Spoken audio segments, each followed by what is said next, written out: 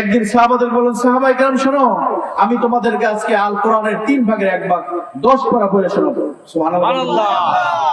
সাহাবায়ে কেরামদেরকে শুধু এতটুকু কথা বললেন, রাসূলুল্লাহ এতটুকু কথা বললেন, কুল হুয়াল্লাহু আহাদ আল্লাহুস সামাদ লাম ইয়ালিদ ওয়া লাম ইউলাদ ওয়া লাম ইয়াকুল লাহু কুফুয়ান আহাদ ফাদাখালাল বাইত। এরপরে তিনি ঘরের মধ্যে প্রবেশ করলেন। ফাবাদা খরাজান নবী সাল্লাল্লাহু আলাইহি সাল্লাম। কিছুক্ষণ পরে রাসূলুল্লাহ আবার বের হলেন। বের হয়ে সাহাবাদেরকে বললেন, ও সাহাবায়ে কেরাম শোনো, তোমরা কেন এখনো বসে আছো? তোমরা কেন চলে যাও না? তোমাদেরকে তো যেতে বলেছি। সাহাবায়ে কেরাম বললেন, হুজুর আপনি একটু আগে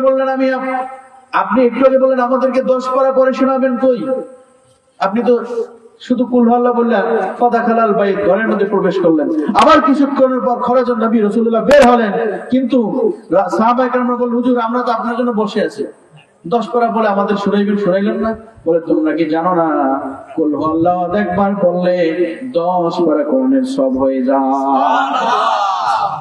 আমি তো একবার পড়েছি।